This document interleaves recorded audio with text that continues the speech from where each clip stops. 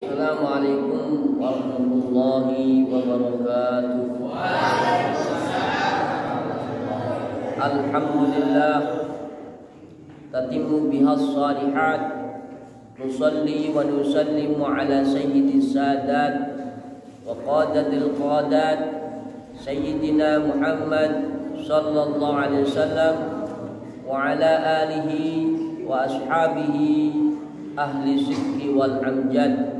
Rabbi shrah li sadri wa yassir li amri wahlul 'uqdatam min lisani yafqahu qawli. Subhanaka la 'ilma lana illa ma 'allamtana innaka antal 'alimul hakim.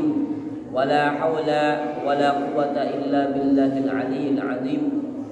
Alhamdulillah, dalam kesempatan malam ini kita bisa melaksanakan rutinitas pengajian dengan membaca Rotibul Haddad, kemudian dilanjutkan menelaah dan mempelajari kitab Al-Hikam karya Syekh Ibnu Athaillah As-Sakandari. Mudah-mudahan kita bisa mengambil manfaat dan pelajaran dari kitab yang kita kaji malam ini. Dalam kesempatan malam ini saya akan menyampaikan kalam atau kata mutiara Ibnu Athaillah yang berbunyi wujdanu samaratit ta'ati ajilan basyairul amilina biwujudi jazai 'alaiha ajilan. Wujdanu samaratit ta'ati utawi nemune samaratit ta'ati buah-buahe ketaatan ajilan ing alam dunya iku basyairul amilina kabar-kabar bungah wong-wong kang ngamal biwujudil jazai kelawan anane piwales alaiha ing atase taat ajilan ing akhirat. Jadi dalam kesempatan malam ini apa yang diutarakan oleh Ibnu Athaillah merupakan ciri-ciri atau tanda-tanda bagaimana amal itu diterima di sisi Allah Subhanahu wa taala. Tentunya ada tanda-tandanya. Jadi wujdanu samaratit ta'ati ajilan, adanya buah ketaatan di alam dunia itu merupakan basyairul amilina, kabar gembira orang-orang yang beramal biwujudil jazai 'alaiha ajilan, dengan adanya balasan atas amal taat itu di akhirat.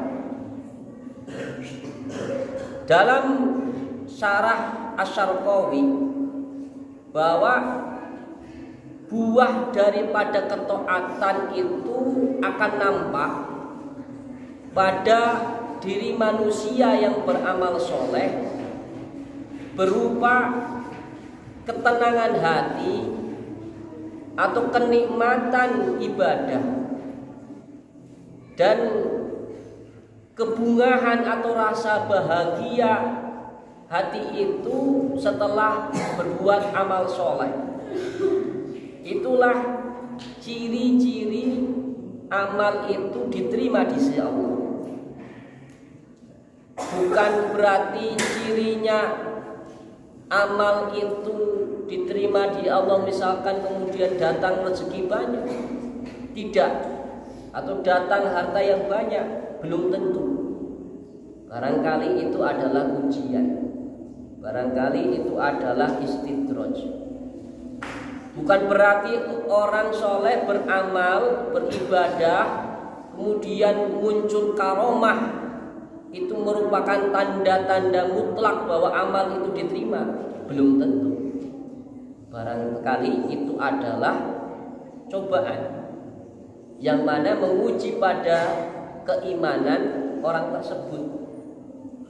Orang bisa saja mungkin orang setelah beramal soleh itu mendatangkan banyak rezeki. Betul, bisa saja. Bisa saja mungkin orang setelah banyak beribadah, beramal soleh, kemudian muncul karomah, muncul keistimewaan atau kesaktian tertentu. Bisa ngapung di atas air, bisa berangkat ke Mekah, bisa mungkin memperbanyak makanan, ya bisa saja. Atau mungkin tahan kadek, bisa saja. Tapi itu belum tanda-tanda yang mutlak, tidak. Karena keistimewaan dalam bentuk seperti itu bisa saja itu adalah ujian yang menguji pada keimanan orang tersebut. Kalau seandainya setelah beramal soleh kok muncul banyak kesaktian atau banyak rezeki, nah itu nanti apakah ketika muncul kesaktian atau rezeki atau segala macam keistimewaan itu orang itu berhenti sampai di situ ibadahnya atau masih terus? Seandainya orang setelah beramal soleh muncul banyak keistimewaan kok berhenti beramal solehnya, itu berarti telah gagal. Karena tujuannya bukan Allah lagi, tapi tujuannya hal yang lain. Maka turun derajatnya di mata Allah. Kalau misalkan rajin soleh, puasa, sholat malam, zikir, sholawatan, segala macam taat dilakukan, kemudian hati dibersihkan, akhlakmu baik, omonganmu terjaga, matamu terjaga, tanganmu, kakimu terjaga, mulutmu terjaga. Kemudian kok muncul keistimewaan tertentu, bisa menyembuhkan orang, kemudian bisa mendoakan orang doanya mustajab. Kemudian muncul kesaktian kamu tahan kadek misalkan, bisa membius atau membuat orang lain itu terkesima pada dirimu. Kok ketika muncul itu kamu sudah berhenti ibadahnya, kamu sudah turun derajatmu di mata Allah. Atau kamu malah sombong atau malah riya, nah itu malah nanti cenderung bahwa amalmu itu bukan karena Allah, tapi karena hal-hal tersebut. Oleh karena itu kebanyakan para wali itu menolak hal-hal seperti itu. Karomah dia menolak sebenarnya, takut. Kok misalnya wiridnya dengan wirid banyak kok malah mendatangkan rezeki banyak tahu. Dia takut kalau benar-benar orang soleh.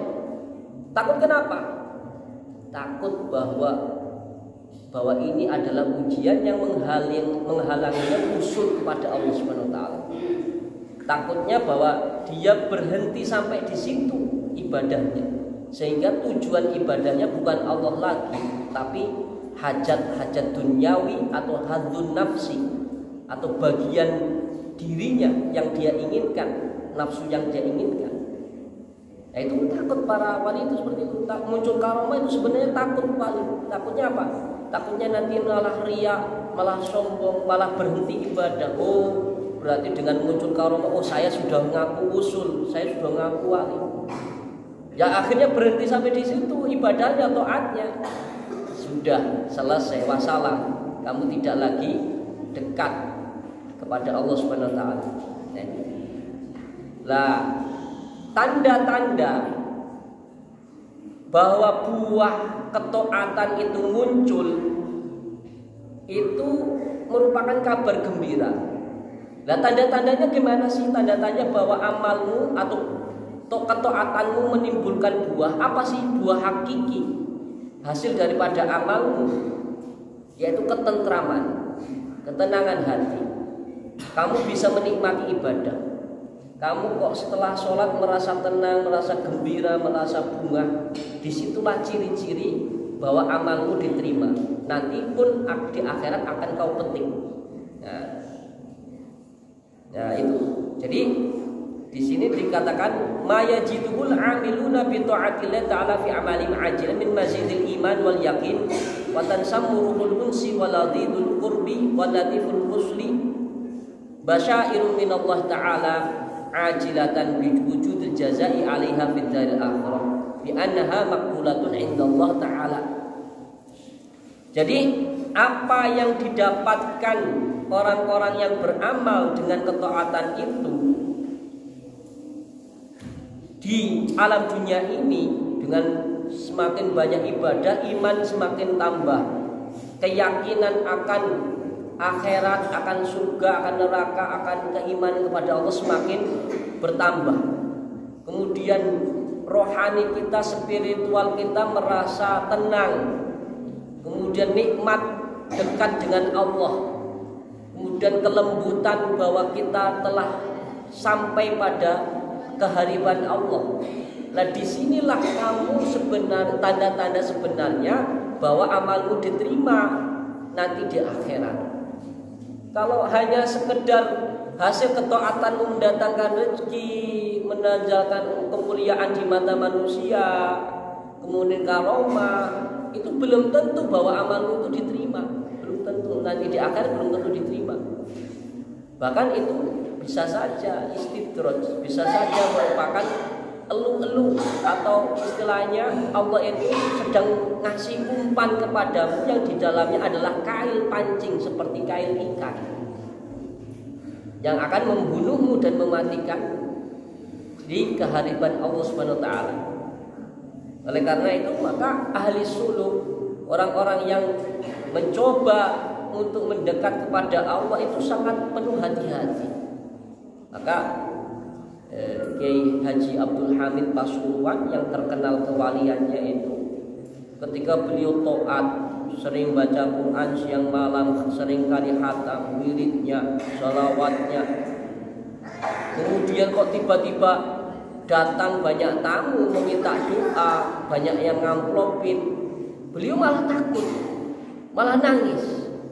Ya Allah, Duh Gusti, bukan ini yang aku minta. Khawatir aku ini nanti di mata Engkau, justru ini yang menghalangi aku antara diriku kepada Engkau ya Allah.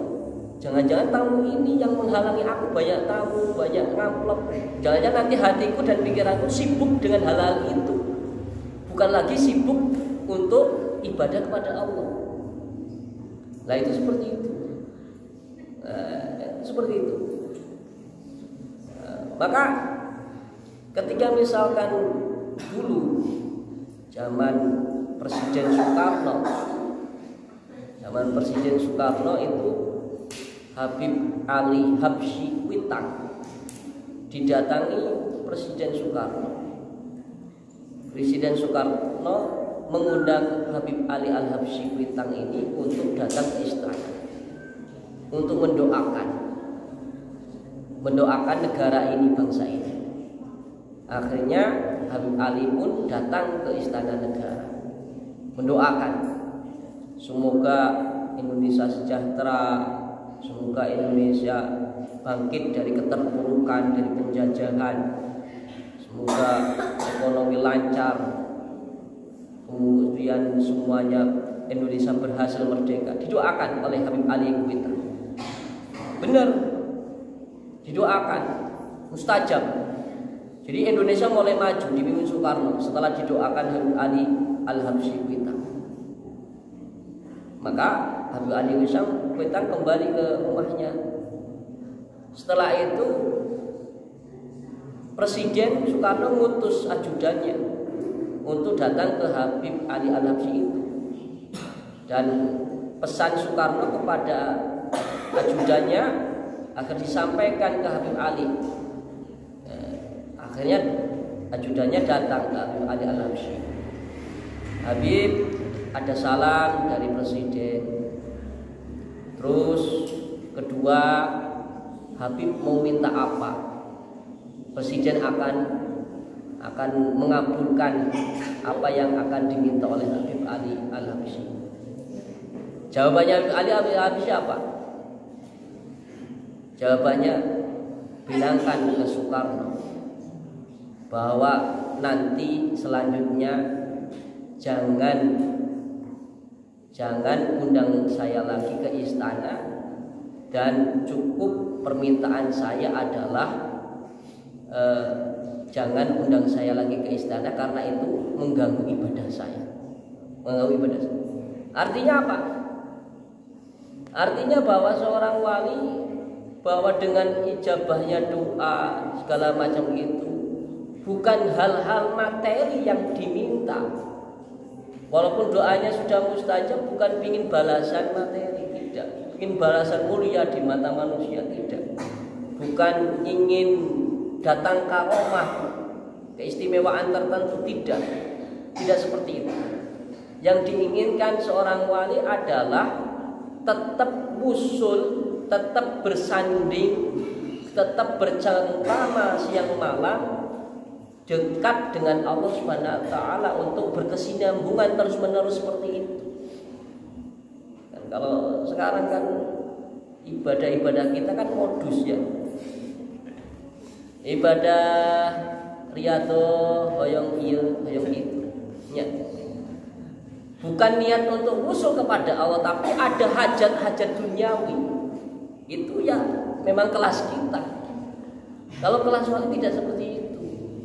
Ya, kalau kelas kita kan gitu, ibadah kita sholat duha, hoyong lancar rezeki, baca waqiah, pingin kirimannya banyak, baca surat Ar-Rahman, pingin si dia dekat dengan aku, ya, baca wirid ini, wirid itu supaya tahan kadek, bikin baca sholawat ini biar duitnya lancar. Ada sholawat fulus lagi ini terkenal itu, sholat fulus. Nah itu sekelas kita itu masih seperti itu.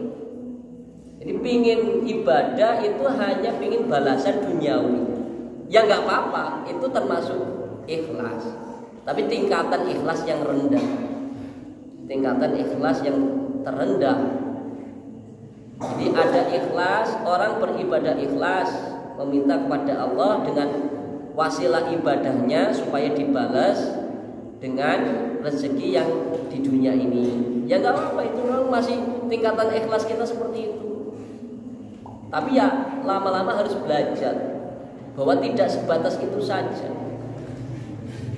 Dan namanya rezeki itu sering saya utarakan, rezeki yang terendah levelnya itu ya materi. Kamu beramal pingin urusan dunia lancar, itu rezeki yang terendah. Setingkat level lebih tinggi, anak-anak yang soleh itu rezeki level yang lebih tinggi sedikit. Lebih tinggi lagi tentunya kita kemudian banyak ketenangan. Lebih tinggi lagi rezeki yang paling tinggi ma'rifatullah. Jadi puncaknya rezeki yang paling tertinggi adalah ma'rifatullah ketika ibadah itu. Maka di situ ikhlas yang tertinggi seperti itu. Ya kalau kita hanya ingin balasan dunia saja, itu rezeki terendah. Atau setingkat lebih tinggi lagi kamu ibadah supaya selamat dari neraka, masuk surga, itu setingkat juga lebih tinggi lagi.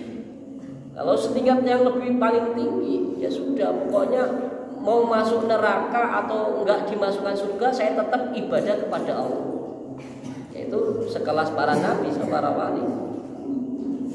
Kita itu kadang lagi susah saja tahajud, lagi patah hati saja kita itu mengeluh pada Allah. Ya, anak-anak muda sekarang seperti itu. Lagi gak punya duit saja kita itu agak rajin ibadah. Kalau sudah punya duit lupa sholat, malah keliar kemana-mana. Ya. Maka pernah saya utarakan bahwa ada sahabat Nabi rajin ibadahnya. Setiap sholat 5 waktu itu selalu berjamaah sama Kanjeng Nabi. Tapi dia sangat miskin. Ketika sahabat Nabi itu pergi ke masjid dengan pakaian yang menutupi aurat karena saking miskinnya, itu istrinya di rumah sedang telanjang. Ketika dia pulang dari masjid, kok istrinya mau sholat, dia yang telanjang. Karena untuk menutupi istrinya, bajunya itu. Saking miskinnya. Kemudian bertahun-tahun ibadah berjamaah sama Rasulullah. Akhirnya tentunya namanya manusia punya keterbatasan sabar. Dan sahabat ini meminta doa kepada Rasul supaya dijadikan orang kaya. Benar, oleh Rasulullah didoakan dijadikan orang kaya. Setelah didoakan, sebulan kemudian tentunya yang tadinya rajin berjamaah 5 waktu mulai berkurang. Zuhur sudah tidak jamaah karena sudah mulai hartanya mulai ada hartanya. Sudah sibuk dengan kambingnya, punya kambing 2. Kemudian lagi asar capek, nggak berjamaah karena kambingnya sudah mulai 10 ekor. Kemudian maghrib sudah kesorean, ngaritnya kesorean pulang ke rumah sampai maghrib, akhirnya nggak terjawab masjid karena dombanya semakin banyak. Akhirnya Rasul mulai bertanya, ini sahabat ini si fulan mana yang dulunya rajin berjamaah apa sekarang tidak ada? Maka kata sahabat yang lain, ya Rasulullah, sahabat si fulan itu sekarang sudah kaya, sibuk dengan domba-dombanya. Jadi zaman dulu tanda-tanda orang kaya itu kalau punya hewan ternak banyak, entah itu dombanya banyak atau ontanya banyak, itu tanda dulu. Kalau orang sekarang kan tanda-tanda orang kaya sudah punya mobil, mobilnya pun tidak APV atau Avanza tapi Alfamart, Alphard ya. Kalau kali kelas APV itu kan, kelas Avanza kan itu mobil angkot, mobil rental, masih kelas ekonomi. Angkot sekarang pakai APV banyak ya, bahkan taksi saja sudah pakai Alphard sekarang, ada yang pakai Alphard, ada yang pakai Mercy. Jadi tanda-tanda orang kaya sekarang itu cirinya kalau sudah punya Alphard. Kalau punya Avanza belum kaya, karena masih ada indikasi barangkali kredit. Nah ini, jadi sahabat Nabi tadi karena didoakan oleh Nabi mustajab, dia sibuk dengan domba-dombanya, peliharaannya, karena ratusan dombanya. Akhirnya tidak lagi rajin ibadah. Nah inilah ujian tersebut ternyata gagal. Bahwa orang kalau kemudian soleh, dibalas oleh Allah kesolehannya di dunia dengan materi, bisa saja orang itu gagal untuk usul kepada Allah. Maka harus hati-hati. Kalau kalian misalkan rajin, taat, ibadah, soleh, kemudian tambah banyak rezeki, maka jangan sampai mengurangi ibadahmu dengan disibukkan dengan harta. Nah, berarti kamu gagal. Maka ciri atau tanda ibadah itu diterima, tanda yang sebenarnya adalah ada kesenangan hati, kebungahan hati ketika setelah melakukan sholat, melakukan puasa, baca Quran, sedekah, zikir, ada perasaan yang tidak ternilai dengan harta. Bunganya itu tidak terkira. Maka orang-orang seperti ini kadang karena terlampau gembiranya dengan nur Allah, karena banyak zikir, maka akhirnya jadab. Maka akhirnya jadi orang yang nyeleneh dalam hal perilakunya karena jadab. Jadab itu adalah tingkat kewalian karena tertarik oleh cahayanya Allah, sehingga tingkah lakunya tidak sadar. Tapi kalau kamu bersuluk ibadah yang rajin, kemudian taat, tapi dibarengi dengan ilmu, insya Allah tidak bakal jadab. Maka akan biasa-biasa saja. Jangan kira kalau Imam Syafi'i itu bukan seorang wali, pasti seorang wali. Cuma karena berilmu tidak nampak kewaliannya. Tidak nampak kewaliannya. Tetap pada akal sehatnya, tidak tertarik dalam kejadaban. Kayak misalkan Abu Yadimyati Al-Bantani ketika ditanya, "Thariqah engkau apa ya Bu ya?" "Oh, thariqah saya ngaji." Thariqah saya ngaji. Artinya bahwa kalau zikir berthariqah, kalau dibarengi dengan ilmu, itu bakal tetap akalnya waras, tidak akan jadab. Karena dia tahu seluk-beluk bagaimana bersuluk kepada Allah. Tidak akan nyeleneh. Biasanya orang-orang yang nyeleneh, orang-orang yang jadab dalam bersuluk, dalam mendekatkan diri kepada Allah karena tidak dibarengi dengan ngaji, dengan ilmu. Ulama, jadi kalau wali itu jalurnya jalur ulama, rata-rata biasa saja, tidak kelihatan tanda-tanda kewaliannya. Tapi suatu saat bakal nampak. Tapi secara kehidupan biasa seperti orang biasanya, orang normal. Orang-orang yang jadab itu kan karena menempuh jalan kewalian tapi tidak dibarengi dengan ilmu. Biasanya seperti itu. Tapi ya ada saja, contohnya misalkan Syekh Zainuddin Al-Milbari, pengarang Fathul Mu'in itu kan mengarang Fathul Mu'in kan ketika dalam posisi jadabnya, tapi tetap akalnya sehat, bahwa fikihnya itu ilmunya berjalan, tidak ngawur karena dibarengi dengan latar belakang ilmu. Ya, latar belakang ilmu. Nah ini. Jadi jalur kewalian itu banyak jalan. Ada yang jalur ulama, ada yang jalur lewat hanya taat dan khidmah kepada ibunya. Contoh Uwais Al-Qarni. Uwais Al-Qarni itu menjadi wali karena apa?